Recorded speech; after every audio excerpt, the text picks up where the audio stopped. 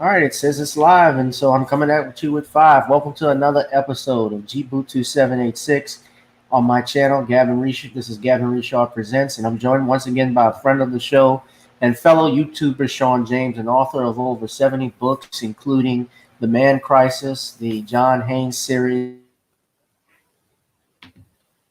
as well as the ISIS books. Is that correct, Shawn? Yes, that is.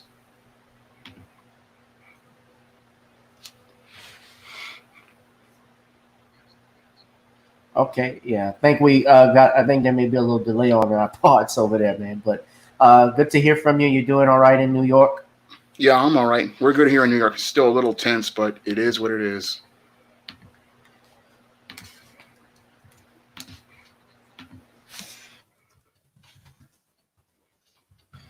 Yeah, they've certain states. I know in particular in Georgia, the governor of Georgia has ordered lifted all bans on the non-essential uh, businesses. So in Atlanta, for instance, city of Atlanta, the mayor Keisha Bottoms, she's upset over the reopening of that, and that includes reopening uh, gyms, and reopening barbershop parlors, bowling alleys, and so forth, and even I think some Okay.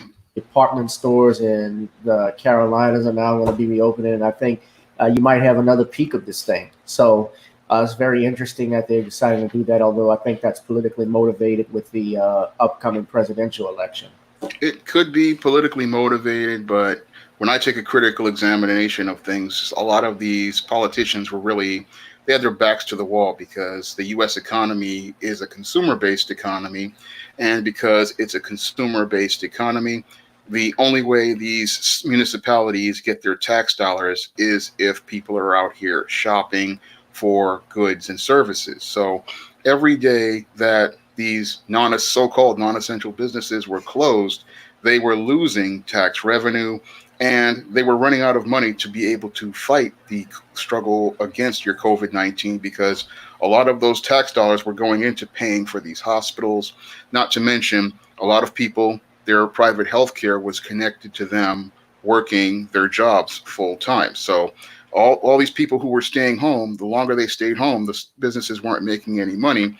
So eventually we're going to reach a point where these municipalities were going to collapse and the virus was going to spread. So they had no choice, as I see it. So it was like a rock and a hard place. So it was either open the economy and try to stop to put the funds into the economic system or watch it collapse and then everything turn into a civil war. So it was one of those rock and hard place things. And so they had no choice because the COVID-19 was going to spread either which way. But if they have tax revenue coming in, they can be able to afford to pay for those healthcare services in the public and private sector. Well, I can understand why the money aspect of it. Money is always the answer to why certain things happen, and it can explain a lot. Although here in New Orleans, the mayor and the governor, they've actually locked down on stuff. The mayor, Latoya Cantrell, they're easing things over in the neighboring parishes, and she's saying she's not going to be bullied. She's not reopening anything until this May 16th stay-at-home order is lifted, and it may be extended. Who knows? Because even with our healthcare workers, we obviously, the hospitals can get overbooked if it peaks again. But that is true. But yeah. But what can happen is you just run out of money, and then if you can't pay anybody, then people aren't going to work anyway. So it's like they say they're not going to be bullied, but our economy, the way it's designed, is going to force people to do things. So it's a Right. rock or hard place situation when you really think about it critically. It's like the way we But messed up our economy over the last 50 years. We don't have any manufacturing to offset stuff so that we can have revenue coming in. So all of our everything is of our economic model is service based. So if those businesses aren't running, nobody's making any money, and the states aren't making any tax revenue. so would you go out to the malls if they reopen? I would go with a lot of caution. I mean, I would go with a lot of caution, but I mean, I remember being out there and when I was going to go get some groceries, and it was very tense in the early days of this pandemic, because a lot of people, they just, what makes it dangerous is not just the virus, it is the fear, and the fear people have that makes them tense, it makes them emotional, it makes them irrational, excuse me, and it makes them behave in ways that people usually wouldn't behave. Usually stuff that they would let roll off their back, they get, to the point where they're getting violent about it. And that's what makes these types of things even more dangerous, is the fear that has been um, sowed out here. I mean, we've had a lot of the media really do a good job of fear mongering, and now that fear out there is the thing that has so many people where they're on edge. And compound that with the large amounts of unemployment, and we have a really tense situation out here. And these politicians, their backs are to the wall. So it's either you open the economy or you deal with a revolt. Right. And I understand, most definitely people are getting more violent. I saw the protesters out in, I want to say I've seen them in Michigan. I've seen them in Pennsylvania, I think recently, where they actually were in the state capitol with rifles and guns, attached. Well, of course, they were white. Yeah. Because if they were black, they if they were black, they would have pepper spray that whole place. Yeah, they would have been met with the National Guard. Yeah. The National Guard would have been called. That's correct. So, yeah, man. So aside from all of that, I'm glad to hear you're doing well. I can see you're a Transformer fan as well. I noticed. Yeah, that's a Bumblebee knockoff I picked up from on eBay, like for my birthday, for my 46th birthday. So I have other Transformers, but they're in a box because I'm waiting for some people to come in to repair something so I can put my display back up. Johnny Thomas says hello, all newcomers, and GK and everyone else who's in the chat box. Thank y'all. Please subscribe to the channel. Also subscribe to Shawn's channel. I have it displayed on the banner. His self-entitled YouTube channel, self-named Shawn James, and you can get his books on Amazon, Kindle. He's working on countless books. I'm actually working on one book myself, but Shawn this is what he does for a living full time, right? Yeah.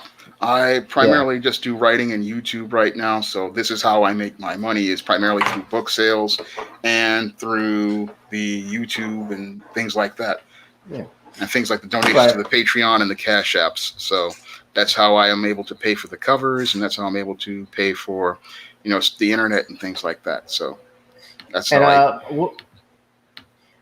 make sure to put your Cash App information in the chat box so everybody will know.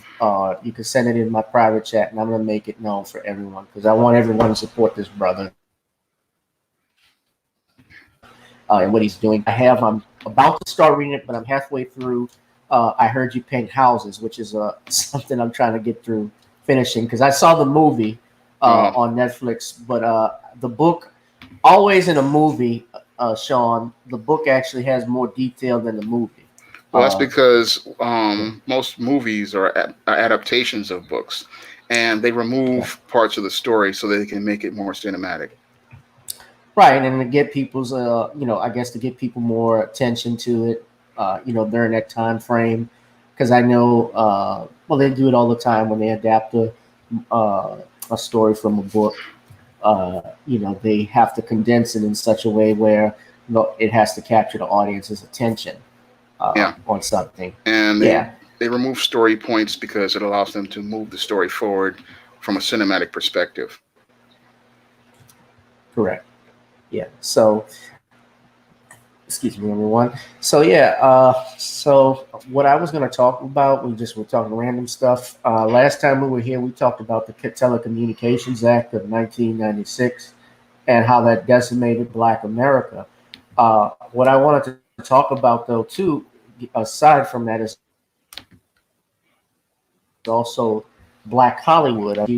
Since you're being a screenwriter, why back in the 90s, I can remember, and I was a little kid though, there was a slew of Black movies such as, for instance, House Party, the House Party series. There was Friday, the Friday series, Menace to Society.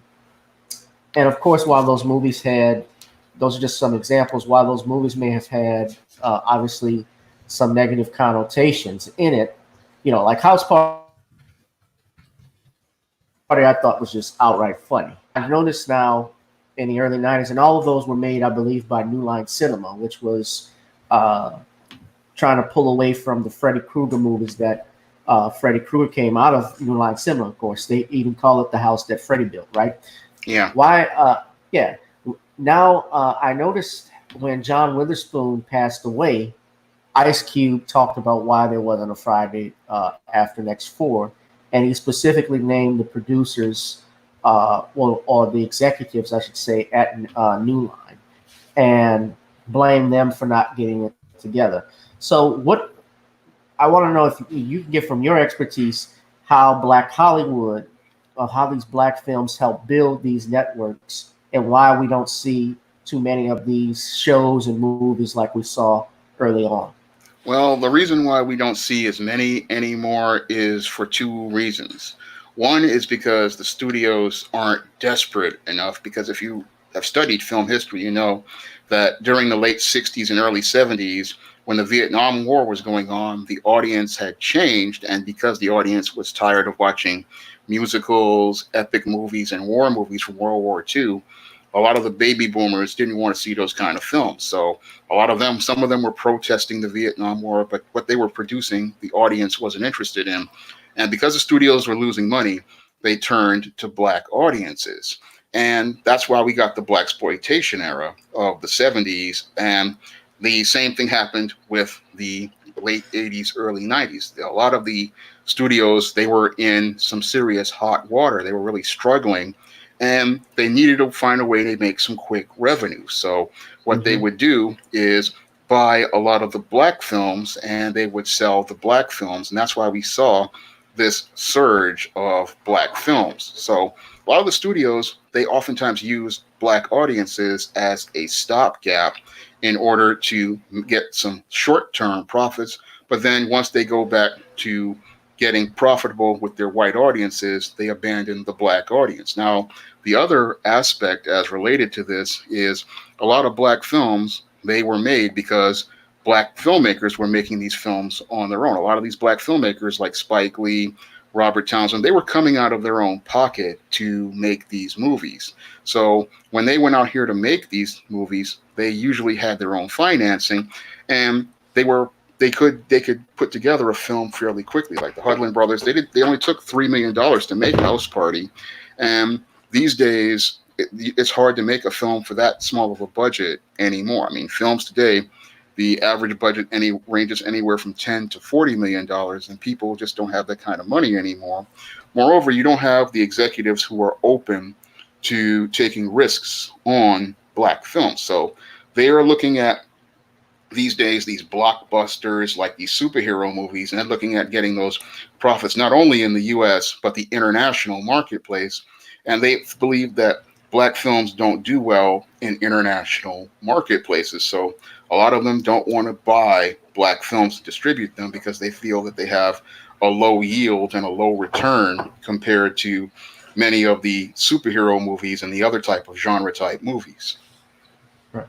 I've heard that that's not. I'm not calling you saying what you're saying isn't true, but I've heard that rumor is not true as far as blacks not doing well in foreign markets. I know it I think. cannot be true because I have sold a lot of ISIS and John Haynes series books overseas, sold Spellbounds in overseas. There's an audience for black films, but the Hollywood executives, they don't want to take that risk because they're very, well, I'll tell you one thing about Hollywood, they're very cowardly, very fearful, and Oh, no doubt. they want to play it safe. They want to have the safest return. Unfortunately, these days, the safe returns like Star Wars and many of these other concepts aren't doing as well as they expected. Right. And yes, Ice Cube stated. I have the article here. He actually on MovieWeb.com. He blamed New Line for No Friday 4, and he apologized to John Witherspoon's. To John Witherspoon. It says here, some dumbass people in Hollywood at New Line Cinema. And he actually named them by name, the heads of New Line, Toby Emmerich and Richard Brenner. I'll Yeah, put that article up here. It's interesting. Go ahead. yeah, they're not going to take a risk on a Friday 4 because they are so enamored by these superhero movies and how they can get these hundreds of millions of dollars. These days, there's the same thing that happened with the musicals and the epic movies. Hollywood doesn't think it needs the black audience because they believe they have a white audience. The same pattern that happened with Fox and WB. They use black audiences to get in the door and get the mainstream audience, and then once they got the mainstream audience, they practically abandoned the black They don't audience. need them anymore. Yeah, Right, like slaves. Well, I'm looking at Wikipedia, and this is an article about how much money the Friday franchise made over the three films. You had three different directors: F. Gary Gray, Steve Carr, and Marcus Raboy. And the budget for all three films combined was $24.5 million. The box office total was over $121.5 million. So you compare that obviously with a franchise like the Avengers. Well, obviously that doesn't even, it's not even the same food group.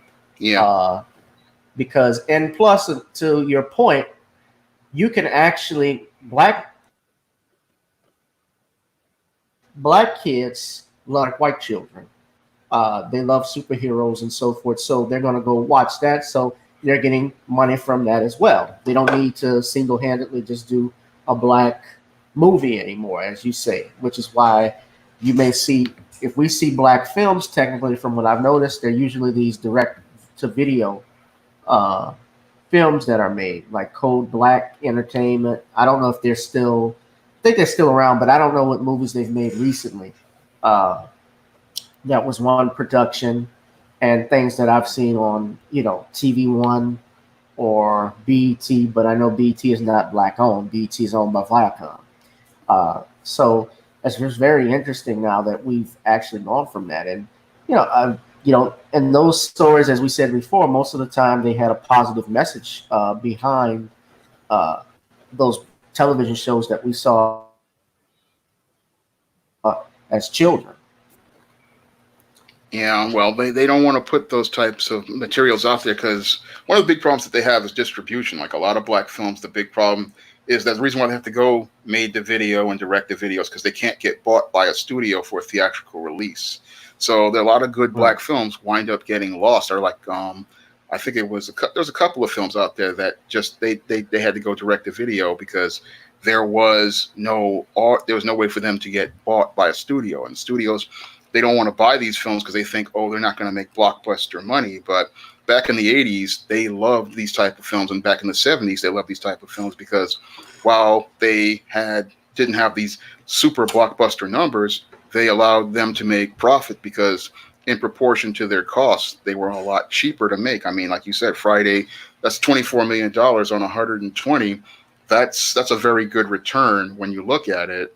And but with a lot of these Hollywood executives today, they want the $1 billion numbers, not understanding that studios are made on the smaller films because that's how a lot of the studios came back, was those smaller, lower budgeted films. But a lot of the black films, they don't want to buy them because they don't see the big return on them. Right. So, for instance, let's say it was when House Party came out. Gosh, that's 30 years ago. I was a kid. I was 4. I was So 16. the late rock. Yeah. You just told everybody your age there, bro. Yeah, I know. I'm 46, so I'm an old man. I was in You're high still school when young. that movie came out. I remember watching it in 1990 in Manhattan. Me and my cousin, my sister, and my brother, we went down to see it, and it was a movie so great that I bought it on DVD. I practically destroyed one DVD, and I had to go buy it again. I got it on DVD, and when it comes on VH1 or BT, I watch it all the time.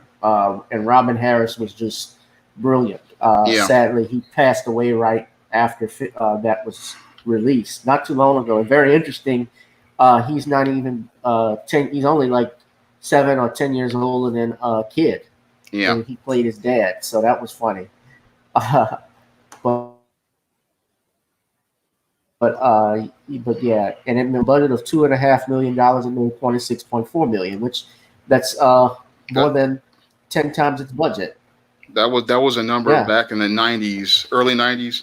they would have loved to have those type of numbers because they don't have to spend all that money on budget. And when you don't have to spend a lot of money on budget, it's a little easier for the studio to just rake in the profits. But these days, again, they're like the 50s and the 60s. They're so caught up in this epic movies. The superhero movie has become like the epic movie, and a lot of the producers are so caught up in trying to make this grand vision, they don't see that the audience is getting ready to change on them. And when it changes, it's not going to be a pretty thing. That's why a lot of these movies are struggling right now, because they're not making enough profit in proportion to the cost. Whereas the smaller films, like the black films, they only $2 million. Again, for House Party, Friday was probably like a couple million. And these movies are all profit. This is what Hollywood used to make its money on. But today's executives, they are so caught up in being comic fans that they're not thinking about the business overall. Yeah, I'm just looking at the comments. I'm listening to what you're saying, but different people are saying, let's look at Squeaky G. He says, no gray hair. You're doing well, Mr. James. Ajaki Diembo says, I was 6. Now I'm 37. And Joni says, now I'm 38. Well, I lose to all of you because I'm 34 now. Wow. So I was 4. Yeah, I'm still got the baby face. So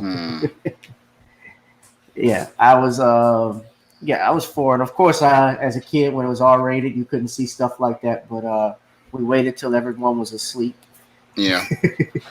Well, to go watch that. They ran the edited version on TBS many, many times. Because I saw it on Superstation once myself, and I saw it on Channel 11. Yeah, well, the first time I saw it was actually, that I can remember, Showtime used to have it. And come on, Showtime Network. And I can remember my parents, my folks, they let me watch it. I saw bits and pieces of it. So my father and my brother were in there once, and they were just laughing their ass off. And the best part, of course, is the closing credits when Robin tells Kid, I wouldn't do that just yet because your ass is mine. And it goes black, and you just hear him. You there? You think you high and yellow? I'm supposed to be like mellow? Hell no. So, yeah, man, that's classic. And then Bernie Mac playing the brother to Robin Harris in the third sequel, the third entry in the franchise. That was even funny, and that only made $19 million. So. Which was obviously a far cry from what it did the first one. Let me just look at what the second one did for a second. The second film, let's see. House 91. And Kid and Play was popping back then, right? They were actually, they had the cartoon series. I remember they that. Were at the height of their popularity. They were at the height of their popularity. I remember in high school. I mean, it was 89, 90. Kid and Play were at the top of their popularity. That was when their record 2 Hype came out. 2 Hype was 88, I think. And then there was another one that they did, the Fun House. But they were at the height of their popularity. Yeah. Fun House, I think, was released at the time House Party came out. Yeah, so that was 1990. So they had 2 of them. They had 2 Hype, they had Fun House, and they were at the peak. They had the comic book, they had the 2 cartoon. They had, right. They also had Class Act, which was another movie that came out in Class Act came out in 92. That's when I graduated high school. That one came out when I graduated high school. I remember I was on my seat. Go ahead and finish what you were saying. I already finished what I was saying. I was just talking about Class Act because I remember I was in high school. That was the year I graduated high school when that came out. Right. So 2 Hype came out in 1988, October 21st. Yeah, I remember. I remember hearing it back then. I was in a cab once. I heard one of the tracks from it. Funhouse was in March 1990, and Face the Nation was the last album in 91. Yeah. I think we get a delay. That's why I kind of talk over you and so forth. But it's not me trying to talk over you, bro. I know it's something wrong with the streaming service. So. Yeah. So if there's a delay, it's I don't want anyone to think I'm an asshole talking over my guest. So. Let's see. What did Ajaiki say? Oh yeah, I saw it on there. My mom let me watch bits and pieces of it. One and two of my favorites. You had Class Act too. Part three though is my favorite because one of my favorites because Bernie Mac and Ronaldo Ray having that scene about Jawbone. I don't know if you remember that, but Simply Marvelous, who was a comedian from Louisiana, she was on Def Comedy Jam, and she's from Baton Rouge, Louisiana. She just recently died. She played his mother, kid's fiance's mother, when they were at the dinner table, and uh,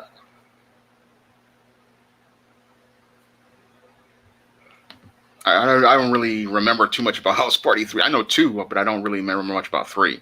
well, go look at it on YouTube. That's all I gotta tell you. You'll laugh your ass off. Bernie Mac and Ronaldo Ray. That yeah, may they all rest in peace because they were funny as hell. You know. Yeah, they were master comedians.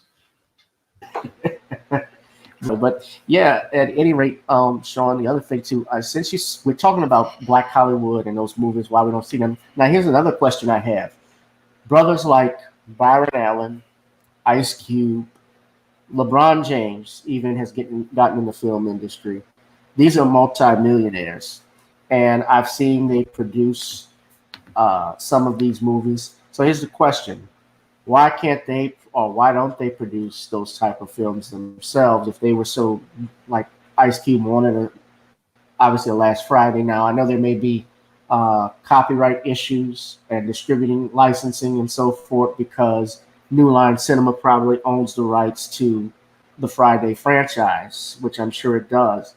But why can't these guys put their monies together and make their own independent film companies and distribute it as such? Well, the big problem is a lot of it has to do with ego. A lot of times when you're dealing with black people, they have an issue with the ego. So you have one guy who wants his vision, another guy who wants his vision, and an example of that is like Tyler Perry. I mean, Tyler Perry has a studio, but he wants to do everything himself, and they don't want to be able to go out here and try different things because in order to do have a studio, you just can't have one singular product. That's what Tyler Perry's doing right now, and it's going to be the end for him because he doesn't know how to diversify. But the big problem is you have guys like Ice Cube who likes to do a lot of stuff that's very urban and street. Then you have other guys who want to do something that's very different.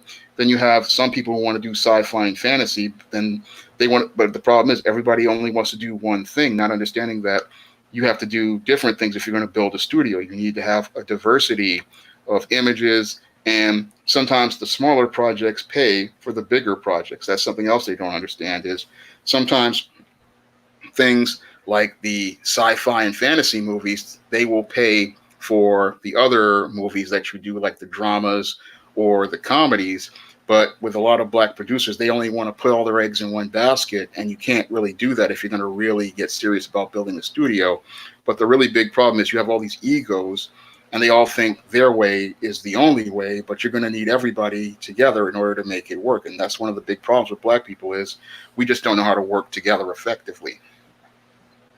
Yeah, I think that definitely is a factor.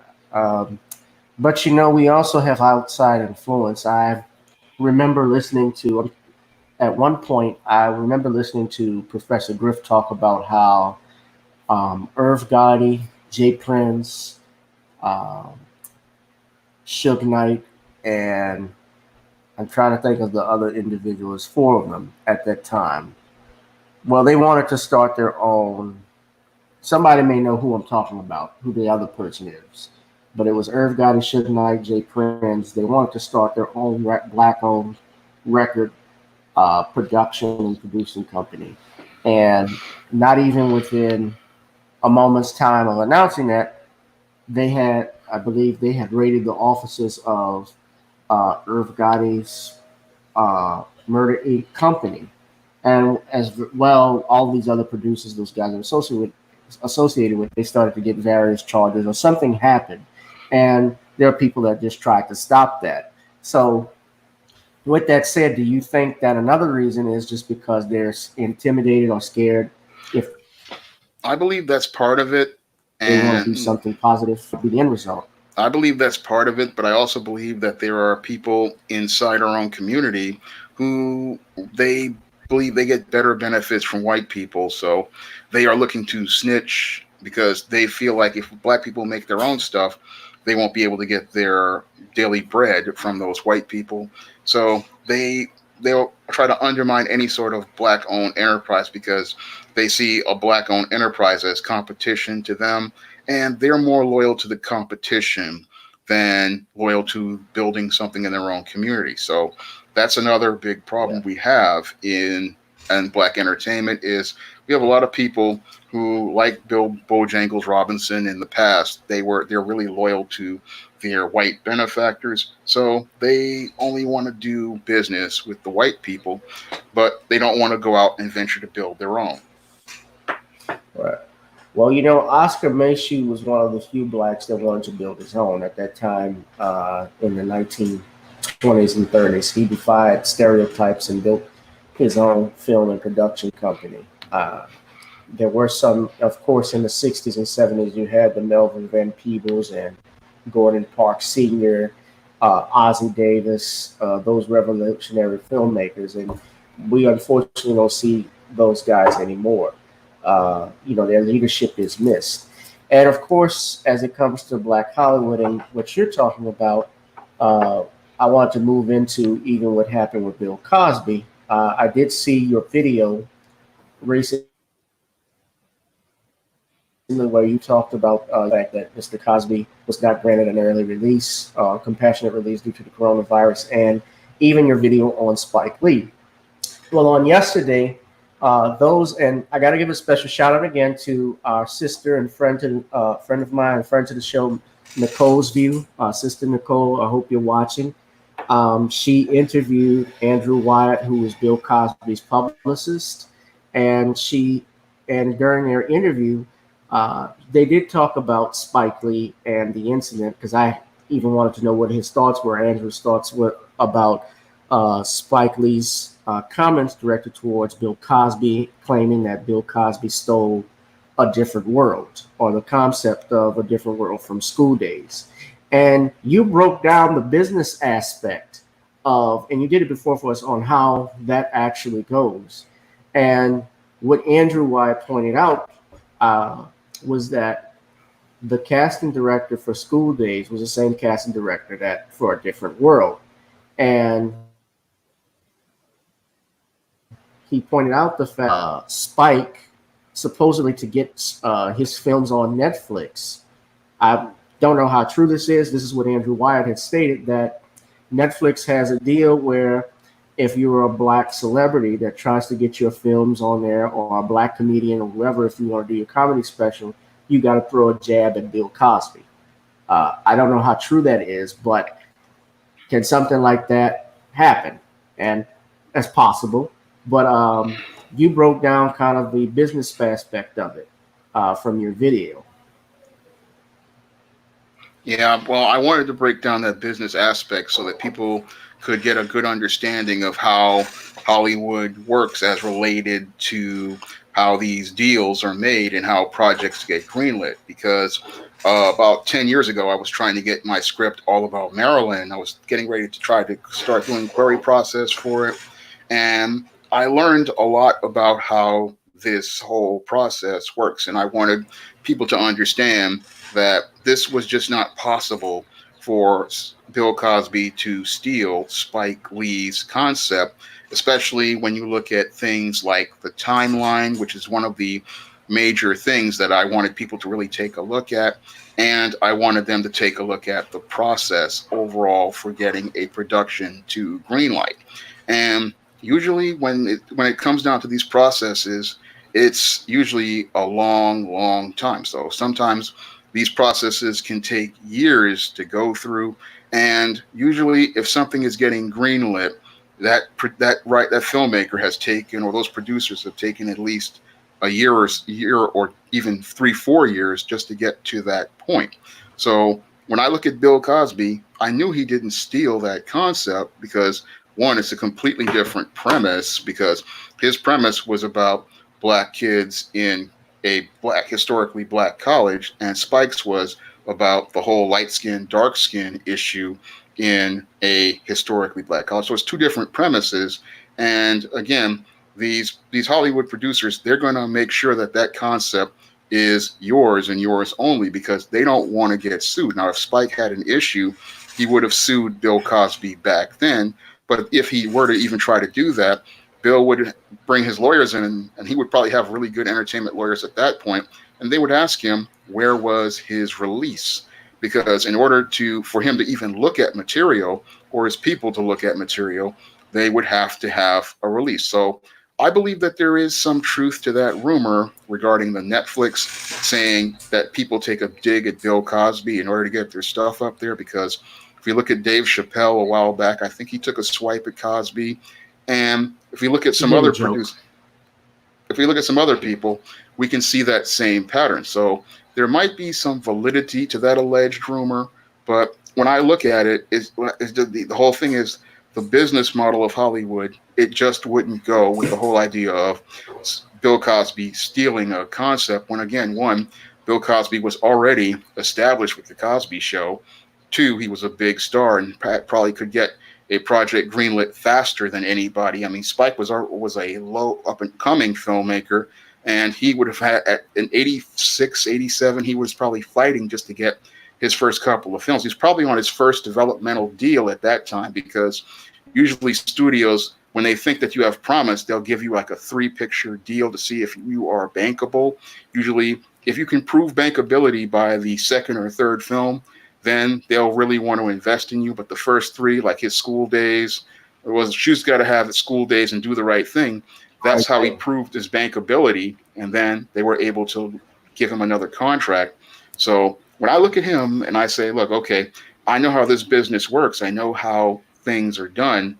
I can honestly say that, look, Bill Cosby didn't even need to steal A Different World. He had that in development for some time. And Spike is just doing this because he needs that distribution revenue from Netflix. And if this is what he's going to do, he's going to do it because he finally realizes that he's in like he wants to be, and he doesn't want to be out like he was before. Well, I think there's a validity to that. Certainly, when you have someone like Bill Cosby, he's low hanging fruit right now. So I've seen, of course, comedians like for instance, D.L. Hughley, Earthquake have all taken swipes at him. Lunel did an interview with John Amos, taking swipes at Bill Cosby, and John Amos even threw Bill Cosby under the bus, and they had worked together previously in some movies. I do know for a fact Eddie Murphy. I know Eddie Murphy threw shade at Bill Cosby when he hosted Saturday Night Live this past December, and to get him back into mainstream, because when they had the 40th anniversary of Saturday Night Live, they wanted Eddie Murphy to actually play Bill Cosby in a skit, and that Jeopardy skit that Kenan Thompson ended doing, and Eddie Murphy refused to do it. He chilled, but they were trying to get him to do that, and finally, when he rehosted, he took the joke at him. So, and Andrew White actually called Eddie Murphy a house Negro for saying that.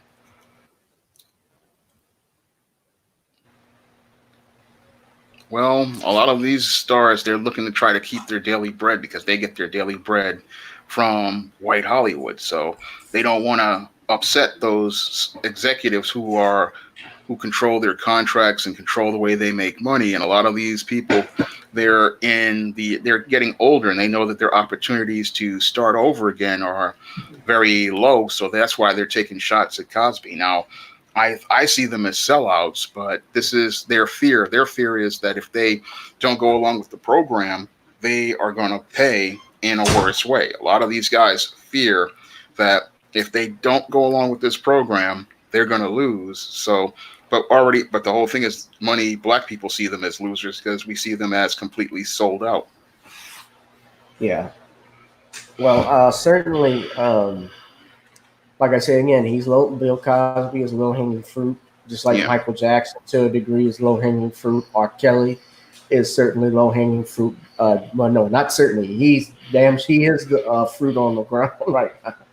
um, on that weak branch. So he actually, what I find interesting too, since we're talking about prison release, there was a New York mobster, and I have the article here that I want to share with you. There's actually a New York mobster that got early release due to the coronavirus pandemic. This guy was actually a capo in the Bonanno crime family. This guy's name is Vinny Asaro, and he was doing time, 8-year sentence for stemming from a 2012 road rage incident. Well, they let him out due to COVID-19 concerns and given his age at 85 years old. Now, when it comes to Bill Cosby, and I want everybody to understand this because a lot of people say, well, how come Cosby is not released? Why is R. Kelly still in jail? Well, they're looking, of course, when you look at the two different circumstances, one was convicted, one was not. Uh, Bill Cosby was convicted, although wrongfully, and in a biased proceeding. Of course, this guy is in this capo is in federal prison.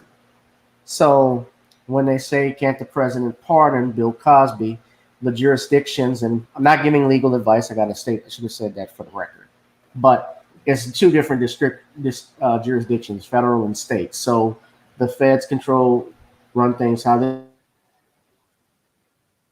they do it, and the state runs things how. And apparently, they granted this mobster a an opportunity to get out of prison, but Bill Cosby obviously is remaining in jail. And R. Kelly, who was not even convicted, and he's in federal prison himself, he remains in jail. And my understanding is R. Kelly is broke, from what his attorneys have stated. As far as him being a flight risk, I don't know per se. And I got to be clear when I talk about this stuff because what happens when you start to defend due process, when you start to mention things about R. Kelly or so forth, it's a very sensitive topic, as you know, Shawn, because, I've had people scream at me. I've had friends and unfriend me just because I thought that documentary that they had, some of it was full of shit. I'll just be honest with you. Some of it I did not believe, and it looked like it was a train wreck. Just from a perspective of due process. So I'm upset with me over it, but it is what it is. Well, when it comes down to that documentary, I don't even call it a documentary because documentaries are supposed to give us not only the point they're trying to make, but a counterpoint. Now, when I look at that R. Kelly documentary, that was nothing more than pure propaganda meant to demonize R. Kelly. But according to our Constitution, every man is supposed to be innocent until proven guilty, and every man is supposed to get due process under the law. And according to our Constitution, R. Kelly is supposed to be able to get that due process, but thanks to the Me Too movement and the Bill Cosby verdict changing our standard to trust and believe, we have a problem where people cannot get due process under the law. Now, Brett Kavanaugh made that same statement in his testimony against Christine Blasey Ford. He was disgusted at the way due process has been mishandled. And when I look at this whole pandemic, we clearly see, again, another double standard as related to the law, because, again, you're talking about this member of organized crime who was allowed out of prison for his being elderly and his health, but your Bill Cosby is not allowed out, which shows us a clear double standard, because here we have a member of a crime family who gets a pass. And here in New York, I have seen people get passes like murderers, a guy who murdered an EMT. He is now free. We have had a lot of people like pedophiles get out, and these people are allowed to roam freely. And even people like your mayor, Bill de Blasio, in a New York Post article, he said that something about the crime set about the people, about these inmates making these releases. He said something that it was mind-boggling to me, about it being unconscionable for these criminals to go out here and commit more crimes. It's like, what did you expect as Yeah. related to people committing crimes? Also, this guy, this is a bit of movie history too. This guy, if you can read the article, Sean, I shared the screen. Uh, Vasaro actually allegedly was involved in the Lufthansa job that was part of the Goodfellas movie. If you remember the heist Yeah, but over at the airport but up there, so he beat that charge. yeah, but I just The find this. Lufthansa job, Yeah, I heard about that. Was that early '80s? I think, or is that? that was 1978, Oh, that was a December. long time ago. That was a big heist. But I find it very disturbing that we're letting out all sorts of criminals as related to COVID-19, but an 82-year-old man who is legally blind, he can't get the same type of release, for his health. And it shows me again the discrimination as related to our legal system. We are going to let out the dregs of society, but a black man who has gone out of his way to help black people for many years, I mean decades, he has given people full ride scholarships. He has developed entertainment to educate people like Fat Albert. He's presented positive images of black people on the air like the Cosby Show. This is He how, paid for colleges. yeah, he paid Yeah, for he colleges. financed colleges. Yeah, This man has made major contributions to American society, and we don't value his life.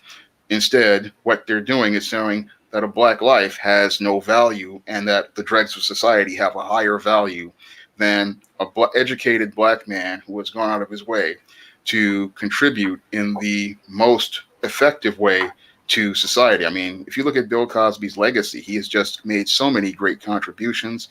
And this is how America practically repays him, by leaving him to die and leaving him vulnerable to a disease that practically kills a majority of the elderly people who get infected with it, and leave him in a situation where he may be possibly at risk of getting it. I look at that, and that is like the ultimate middle finger we give to one of our great American citizens. And that is one of the saddest things that I've ever seen out of this whole pandemic, is just the way we have treated Bill Cosby. If anybody deserved a conditional release, it was Bill Cosby, because if we look at what he has contributed, he is somebody we would want to try to have around for another, as long as we can possibly have, because he's a role model. No matter what you think about what he's alleged to have done, he has gone out here and just done so much, and he has had so much of an impact that we need to make an effort to try to give him some security in his later years and preserve his life in his later years. well, yeah, no doubt about that. And unfortunately, some of it, I think the worm is turning now, because there are a lot of people that really know deep down that the case was tainted and completely one-sided. But like we talked about, when you talk about black cowardice, that ranks through that, because they don't want to affect their money. Like that old Damon Wayans joke that he told, where he talked about how as soon as they put a mic in front of their face, they ask him, "So Damon, have you ever seen racism?" "No, sir." you know, because he keeps thinking about that check. And I think that's unfortunate what we've seen here. And Mr. Cosby, yes, he has given hundreds of millions of dollars to HBCUs, to Spelman College, 25 million, if I'm not mistaken. And Spelman talked about they were going to give the money back or take down his scholarships. Well, from my understanding, they never gave the money back. All of the schools that took his name off and doctorates, which I can't see how you can take something that he actually got and is sitting in his house. Why don't you give the money back if you're that self-righteous? Of course, they're probably not going to do that. But, I read also another unfair thing about this trial, too, is that this judge's wife, Judge Stephen O'Neill's wife, supposedly was working with these groups to get Bill Cosby scholarships taken. and was also associated with the groups that were protesting, one of the groups that was protesting out at the trial. And in fact, I interviewed Tom Mesereau about it. They made a motion to recuse, and the judge refused to recuse himself from it. So that's just part of that little thing that we've got going on over there. It was definitely one-sided. It definitely was one-sided, and from the looks of things, it was clear bias on the side of the prosecutor, clear bias on the side of the judge, clear bias on the side of the judge's wife, and this whole trial is just chock full of prosecutorial misconduct, misconduct, and if this and the whole thing is this verdict is just one that is completely egregious because it shows us a complete travesty of justice overall because Bill Cosby did not get his right to a fair trial, his right to a jury of his peers, and the whole thing was completely fixed from day one. And what's really, really troubling about this is that this whole case, as related to Bill Cosby, is going on in a state run by a certain political party that is opposed to your president, Donald Trump, and says that they aren't racist. And they say Donald Trump is a racist and a bigot. But when we look at the actions as related to this trial, they are clearly participating in some racism and some bias overall. And they're the ones who are telling us that Donald Trump is so bad. But when we look at their actions, they show us that you're everything that you said Donald Trump is, and you want us to vote for your candidates, but your whole policy with Bill Cosby is something that people need to really bring up because you're saying this, but your actions are showing us that you aren't looking out for black issues and you don't really deserve a black vote. Right. And Kevin Steele, who was the prosecutor, he's actually a Democrat. Yeah. Right. Bruce Castor, who, and you guys, this is public information. This is public record. If you go look at the transcripts from the Cosby case, you can find them actually online, I believe, from the Montgomery County Clerk of Court, if I'm not mistaken, the things that were filed. You know, television is only going to give you a filter of what, through their filter of what happened. And if you actually read these things and listen to them and read them with an open mind, with emotions aside, you'll probably get a different perspective of it. And you see that even in the Michael Jackson case or O.J. Simpson case in particular. There were things in that case that they keep forgetting. Because I remember that as a kid. Yeah. But anyway, Shawn, I'm talking about television too, because we talk about that as well and how those black television shows were made. Let's not forget also Bill Cosby in the 1990s after the Cosby Show aired. He tried to broadcasting company Yep. in 1993. Yeah, and shortly after that, his son Enos in 1997 was murdered out in Los Angeles. Do you have any comments about that? Or Well, I was deeply saddened about that, about the death of Bill Cosby's son.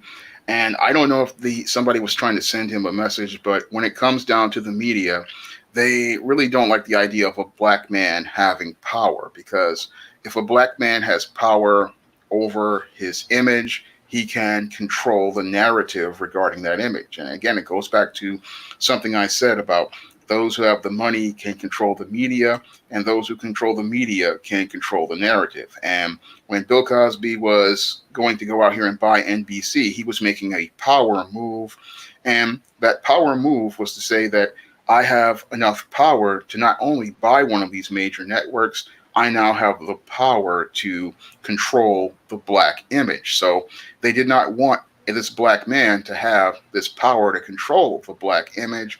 What they wanted to do was say, okay, this black man is getting too much power, so we need to do something to send him a message. And that's why I possibly believe his son sadly lost his life because somebody probably wanted to send a message to him that you just can't have power in this arena. And then we look 3 years later, we get the telecommunications bill of 96 and the consolidation of that media, which was designed to give these rich people more and more power over the media, power over the image of people.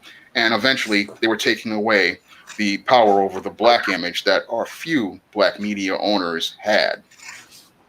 You guys can look right there. That is the actual article from the New York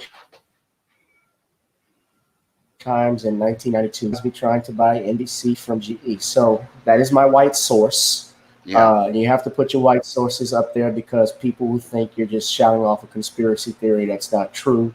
Actually, And I was there, so I was there. I read those articles back then, and he was making power moves, and NBC was right, not really in a good shape. So he knew what he was going to get, but they didn't want him to have that network because a black man having that much power, that scares a lot of those in mainstream media because they want to be able to control the black image. correct. And I think the person Bill was going to buy that in association with Ed Weinberger, because Dick Gregory talked about this. Ed Weinberger was a comedy writer.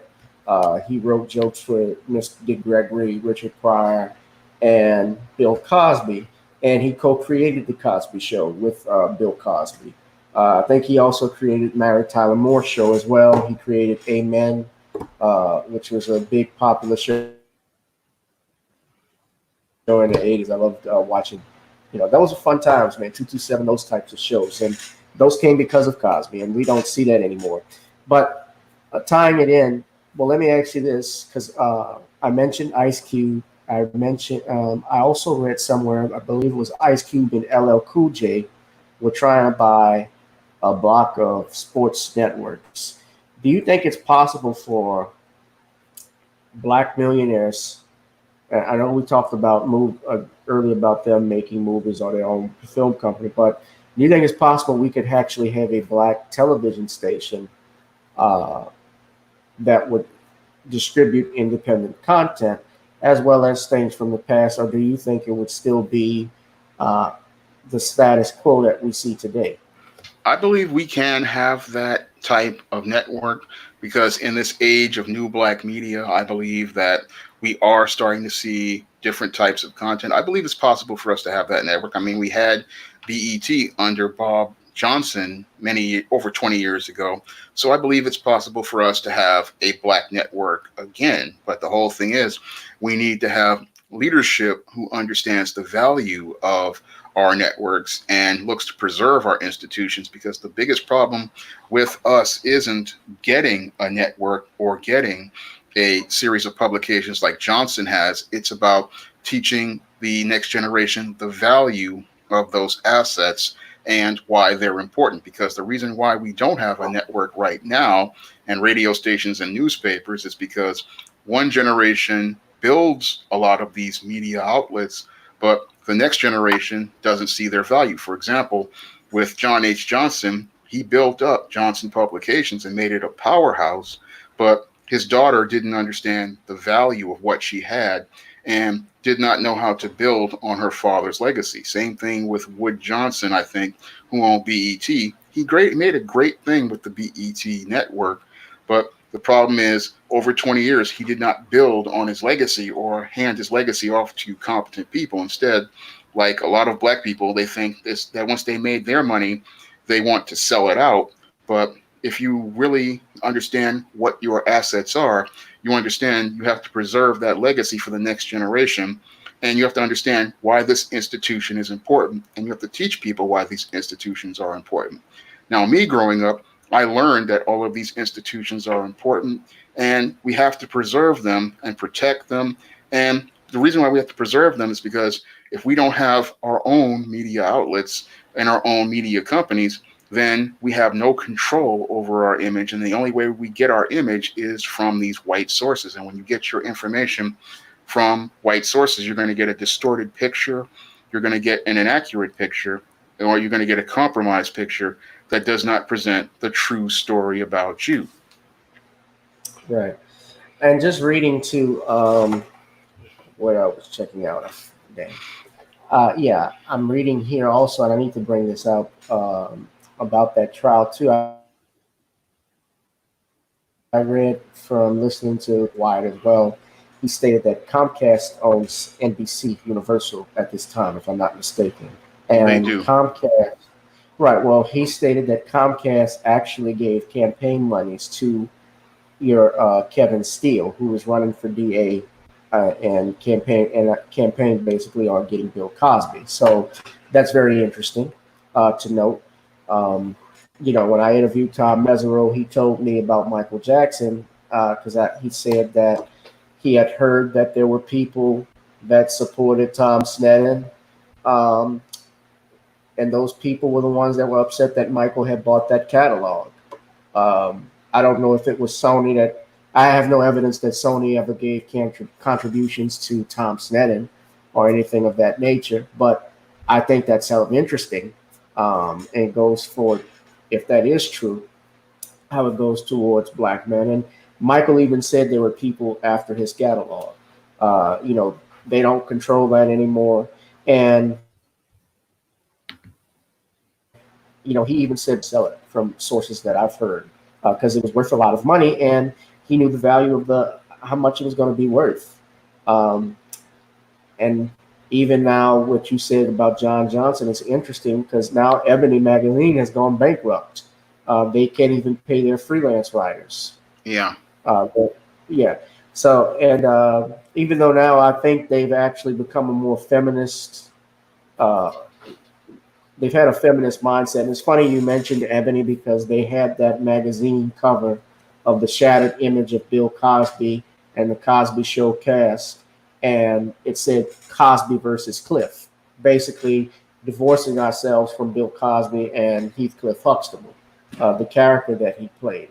But the reality is, whether you like the man or not personally, the image that he did provide for us and the things that he did speaks for itself, and there's nothing that truly can erase that, despite what he's accused of and the allegations that are set against him. I have not seen the evidence as you have. So, it's basically we got a lot to be worried about as far as due process in this country, in particular. And unfortunately, we won't have TV shows, like a Cosby Show or Family Matters. Although I think it's very possible if we could put our acts together, we could see some things like that if we had money involved in it. Uh, you know, I always say this when I've talked about I've asked. Oh, is that me? Yeah. I don't know. I'm here. I'm still here. Oh, it's my mic is okay. I'm sorry, everyone. I had a little issue with my microphone. Okay, that's good. That's better. Yeah, that's fine. I can hear you. Okay. Yeah, I had some static. So I've asked people how much does it cost to set up a network and to look into it. Um, of course, it depends on what you're trying to do and what you're looking for from all the research that I've had. But I would like to see a streaming service. I would like to see a new network that's different. Maybe we can look. We all should look into it. On average, do you know how much it costs, Sean? Like to It, set up a television network? it would Just probably curious. cost a couple of 100 million, but I think the streaming service would cost just about the same. But the whole thing is with the streaming service, I think you could do a little bit better long term because you're going to be going and getting the younger viewers. And that's the most important audience you really want to go for is that younger audience because that younger audience is how you're going to build your network. And with the streaming services, the opportunities are there. I mean, new black media can make something with this, but the whole thing is it's about having that vision and understanding what you're going to put out there. I mean, we have the tools, we have the resources. It just takes people with that vision, like Bill Cosby and Robert Townsend had, and the Hudlin brothers many years ago, to create that type of content. Because I know there's an audience for it, but it just takes somebody to have the vision to go out there and do it. I mean, a lot of these entertainers, they have the money, but they're just afraid of alienating their paymasters. So they're afraid to do it. But I know it doesn't really take, it may take a couple of million just to make a couple of pilot episodes. You might have to put them on a YouTube channel and then do some funding that way. And then as you go on, it's just going to be a slow, long process. It's like when I started doing the ISIS series, I was hand drawing my own covers and stuff. And eventually, as you go along, you start to be able to get enough money to hire the artist. You can start to be able to do something about the editing. I mean, the first couple of products you're going to make, they're not going to be the greatest, but as you continue to progress, eventually you will get to the point where you'll make something where people will be able to watch it on the regular and go, well, that's some great stuff over there. Right. Patience is a virtue. Yeah. It's a marathon business. Entertainment is a marathon business. It's not a sprint. So most of these networks, again, they started out with shows that weren't doing that great in the beginning, but then later on they became competitors. Right. And you talk about those shows and producers. You mentioned the Hudson brothers. I remember the Wayans brothers, the Wayans family, Keenan Ivory Wayans in particular. The stuff how he started. Being friends with Robert Townsend and also being friends with Eddie Murphy. That didn't help. That didn't hurt. Nope. But he actually, we don't see too much from him anymore. Well, he does a lot of stuff, but it winds up going direct to video. I remember I've seen a lot of Robert Townsend projects, but they don't get the press that he used to get, because a lot of the stuff he promotes is usually positive stuff, and it's stuff about families and fathers. And when you start talking about black fathers, you're not going to get anybody to buy your projects in mainstream Hollywood. Right. Well, I did see he was in Black Lightning. Yeah. I've caught up on the second season, and you and I have spoken about that. My girlfriend was saying after we talked about it, she says you should watch Black Lightning. So that means I gotta watch it. Wink, wink. No, but I've checked it out and I've seen what we're talking about. Yeah, but I had I don't know if I had anybody else. Let's see if we can open up some questions. We got a few people here in the chat. Did anyone have any questions for Shawn?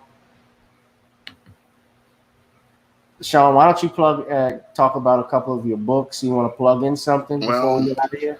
Well, I don't know what to talk about. I mean, I could tell people. Plug in a book if you wanted to. All right. The Man Crisis. Well, I have The Man Crisis, which is now available on Amazon, and that is one of my most popular nonfiction books. And The Man Crisis, it deals with a lot of the issues that lead to a lot of the problems that men are having these days. A lot of men, they are having a hard time navigating life. And I saw a lot of these men struggling and suffering in life, and I wanted to show them why they were having such a hard time. And one of the reasons why they were having such a hard time was because they did not get the male life skills and male survival skills from their fathers. And I wanted to be able to give them the reasons for the man crisis, and two, I wanted to show them some of the male life skills and survival skills they didn't get from their father. And this is one of the most popular books in the SJS Direct imprint, and it's one of the most critically acclaimed books of the SJS Direct imprint. People all over the world have picked up The Man Crisis, and this book has practically transformed a lot of people's lives. It's changed people's lives, and it has helped people, see a way towards moving towards a better life. Book came out in 2018, and it has had over 300 sales in paperback and Kindle format. And I'm trying to shoot for the goal of maybe trying to get to 400 or 500 by the end of the year. That's one of the books that I'm heavily pushing this year. The other two books that I'm pushing heavily are John Haynes' The Man with Nothing to Lose. Now, this is the most recent book in the John Haynes series. And in this book, John Haynes takes on the Block, a man with the power of the irresistible force and the immovable object, in a story that relates to a previous John Haynes story called The Man Who Rules the World. And in this one, he has to deal with someone the Block, who was one of his childhood bullies, and he has to try to move this Block, this man mountain, out of his way. So this one was a book that I published this year. This is the cover by Mike Williams, but I also have a cover by Josh Howard as well. So this book has two covers. You can get both covers on Amazon.com. We'll leave a link to both of them in the chat for everybody to pick up. Shawn, yeah. You also have a book called Mangina. Yeah, that one, Mangina's. But yeah, there's Man Crisis. I'm gonna leave a link to Man Crisis Go ahead, first. Sean. I'll leave a link to Man Crisis first, and let me see, where am I? So I'll leave a link to Man Crisis, and then, well, let me see, where am I? Okay, now I'll go to John Haynes, The Man with Nothing to Lose.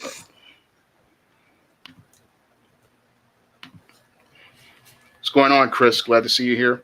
Chris does Omega Black, which is black manga. You'll definitely enjoy that one. I usually promote his on my stream as well, but it's one of the best. I'm doing editing on that one. Chris is an author. He's a writer, and Chris is an author. Yeah. All right. Well, first off, let me shout out to some people who've been here. Squeaky G, he's a long time listener and supporter on the show. What's up, man? Hope you're doing good. And welcome to all the newcomers that are on here as well. Ajake, I hope I pronounced that right. I'm sorry. Ajake, and I think we got Joni in here. Yeah, so it's packed in here. So I'm glad that you guys are here and joined in with us. We got new comments. Let's see. Oh, Joni's got a question or statement. She says, Holzman may not return as Black Panther. It sounds like industry sabotage. Could that be possible? I don't know anything about that. What do you know about that, Sean? If you all right. Well, it could be or it could not be. I mean, it depends on what Chadwick says. I mean, I would have to hear what Chadwick says about things.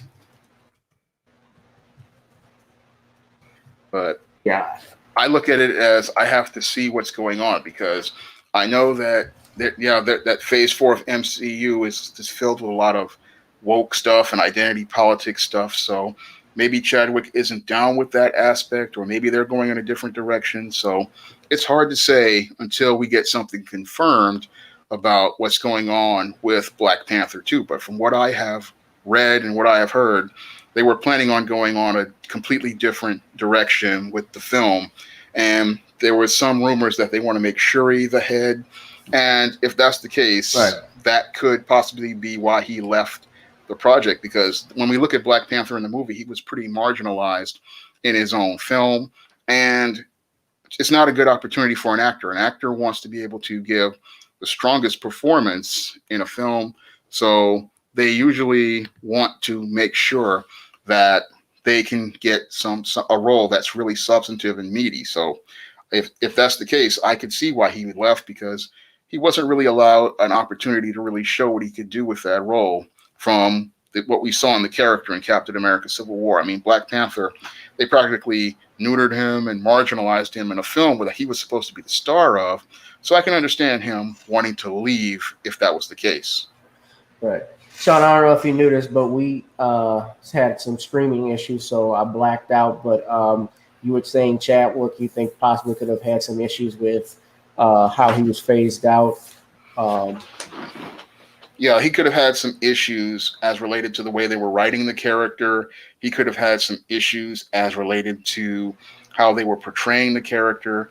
And this could possibly be his reasons for wanting to leave the project, because for most actors, they want to be able to play a full role. I mean, they want to be able to play a full character that gets a transformation arc. They don't want to play a character that's just in the background. Because if we look at the first Black Panther, he really was not given an opportunity to show his full range. I mean, Captain America Civil War, Black Panther was more developed than he was in his own movie. Yeah, correct. And they're saying that he's scheduled to return, and I'm seeing different articles saying that he may not come back. Chris says that they're trying to bring in Shuri. Yeah, they want to bring Shuri in as the Black Panther, but if that happens, most of these comic fans would revolt, and that would be the end of the movie right there. I mean, the movie that'd be the end of the franchise. Yeah, it would kill the movie's box office. I mean, right. Originally, they wanted Wesley Snipes was trying to get Black Panther made in the 90s. He wanted to play the character. And I guess whatever happened, probably they couldn't get the financing for it to get it off the ground. It didn't work. And, I can, not anything against Chadwick, but, Wesley Snipes back in the day was the top He was the most bankable black black actor actor. at that time. Well, aside from Denzel Washington. Yeah, from Denzel and Will Smith, but he was the first guy to really be the bankable star. Well, yeah, because he had the movie Passenger 57, and then he did Demolition Man with Yeah. Sylvester Stallone, which, yeah, that's even considered a cult classic as well. But yeah, Wesley Snipes was uh, great in that. The rumors are that Chadwick wants more money and that they may replace him with Neymar. Well, that would be bad. That would be a disaster. I mean, Right. Well, I mean, on all Marvel stuff now, they're all pushing this feminist LGBTQ agenda.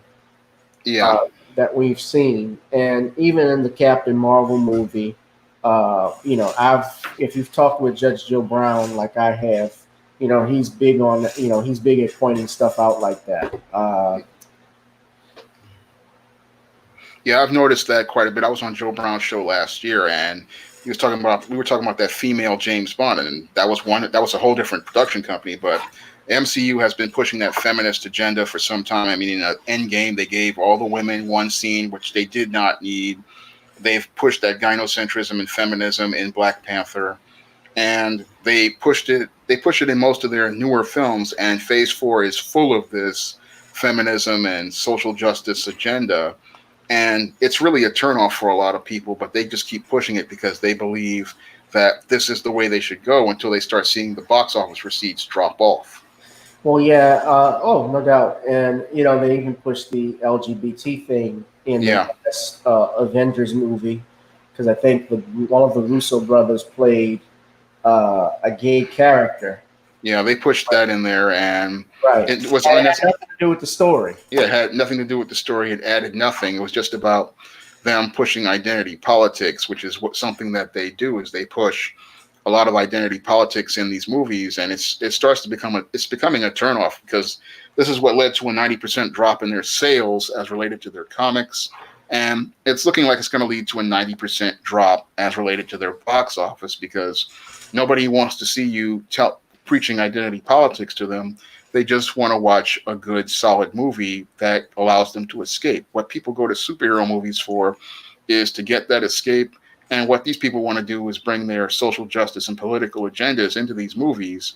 And that really alienates the audience. Yeah, and definitely, the next James Bond film that they were trying to do, I've seen them actually state they want to make James Bond. I think it was Pierce Brosnan who says this that he would like to see a gay James Bond or something along those lines. And James Bond is, if you know anything, the character, he is a straight heterosexual male, Yeah. Welsh male. He doesn't even fit that. What's the purpose of that? Same thing with I heard they want to do a gay Spider-Man. Well, Tom what Holland has talked about that. Well, these woke types, Yeah. they're insecure about the characters they want to create. So they want to try to project their agenda onto these characters because they don't have the courage to go out here and introduce an original concept. And the reason why they don't want to introduce an original concept with a gay character is because they know it would fail because the audience or any sort of gay character would be so small, it wouldn't be funny. I mean, they wouldn't make any money because the LGBT population is only 1% of the country, and with them only being 1% of the country, there's no way for them to make hundreds of millions of dollars at the box office on that audience. But you can't explain that to people. They just sit there and they're just like, oh, we need to make these things, but they're not going to, these types of films, but these films don't make money. I mean, a gay James Bond, that runs counter to the character. A gay Spider-Man runs counter to the character. But the thing that they should be doing is creating new original LGBTQ characters, but a lot of these people, they're too scared to go out here and make those new characters because they know that if they made these new characters, Nobody will see it. there's not enough of an audience to go out and spend money like they would for a heterosexual character. Now that would offend some of these people out here when they hear this, but sadly the business model is there. I mean, I look at Marvel and their attempts to try to push woke characters, and many of those characters can't even get 5,000 orders or 8,000 orders. Like in the case of the Iceman comic book, it was barely getting 8,000 orders, whereas a standard X-Men book was doing a 90 to 100,000 orders. So So wait, you're talking about the Iceman, X-Man? They made him gay in the comics. yeah, made him gay in the comics, and they gave him his own ongoing series. The book couldn't even get past 8 or 9 issues, and the orders dropped exponentially from issue to issue. By the last issue, we were down to 5,000 orders, and the book at 5,000, there are books like there are indie self-published authors get those type of numbers. I mean, some of the more seasoned independent public self-published authors can get 5,000 sales. So this book is from a major multinational corporation is doing self-publishing numbers, and these people are sitting there thinking that this is them making some inroads. It's like there's no audience for this product. Sean, I gotta ask you: did you work with Marvel? Because you said we couldn't get any. No, I was just saying that just in general, I just coming off. Oh, I okay. never worked with Marvel.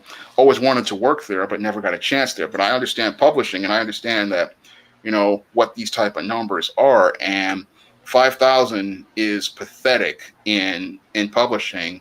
I mean, for a small indie author, 5,000 is a good number, but 5,000 for a multinational corporation, a product coming from a multinational corporation, that's embarrassing. I mean, 5,000, that's not even a neighborhood in the Bronx.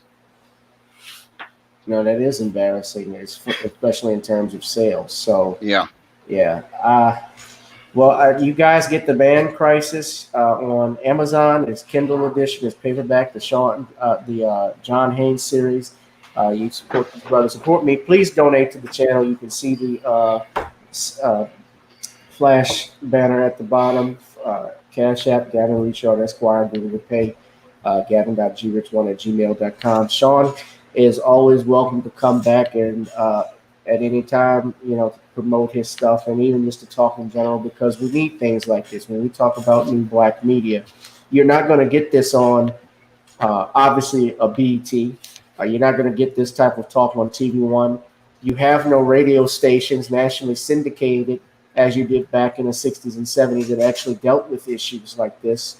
And so please support the channel and support this movement because our future, our livelihoods depend on it as people when we can get the information out there. This is a grassroots movement that we're talking about. When you're talking about something like what our sister Nicole Lewis and Kaya Soto and others have done with this case, it's going to have to be something that comes from grassroots. Because Shawn, I'll point this out to you as we talked about the Spike Lees and taking the digs at Cosby. A lot of people are scared to speak out because they know they'll lose their endorsements, they'll lose their paychecks if they speak out on the defense of something like this. And Damon Wayans, for instance, quit stand-up, according to Deion Cole, because he made jokes and was defending Bill Cosby on The Breakfast Club. I've seen and I heard recently from listening to Andrew Wyatt that even Bill Cosby's granddaughter lost her book deal with Scholastic because they knew just who her grandfather was. They didn't want to do it. And which is unfair to that child, because because she's a child, by the way. She's not an adult. But it's unfair because you're judging her on something that her grandfather was convicted of. But that's what white supremacy does. It punishes people for standing up for people that they disagree with. So it's about them controlling the narrative and being able to control the people in the narrative. So they want to punish those people for standing up so they can send a message to others that if you stand up, this will happen to you as well. Yeah. And we also need, hopefully this can get out to Black Hollywood, that you guys, when you guys speak up on something, don't be afraid, because the community got you. Back in the day, the community, when they wanted to, when the civil rights movement started, the black celebrities like the Sammy Davis Jr.'s and the Nat King Coles and your Bill Cosby's and others, Diane Carroll, Eartha Kitt, they would give monies to the movement. They would support them. They weren't, a lot of people talk about why we didn't speak out as much. Well, that was because their job was to be the financiers of that. And certainly when our people, especially black celebrities, and honestly, I've gotten to the point, Shawn, where I've taken what they say with a grain of salt every time they speak. Yep. You can't take them too seriously anymore because they'll say things they have no business talking about, or I should say they're ignorant on. And that's a good way of putting it. Not all of them, but some. And, you guys just be mindful of what you listen to, what you read, and be independent, be yourselves. But I thank Shawn for coming on this channel. You guys continue to support this channel. Please subscribe to GBoo2786. Just subscribe to Shawn's channel, Shawn James. He produces content consistently. And it's always good to have him come on, Shawn. You're always welcome again. All right. Thank you for having me. All right. And this has been another episode of GBoo2786. Gavin Richard presents Guys I Holla. Peace.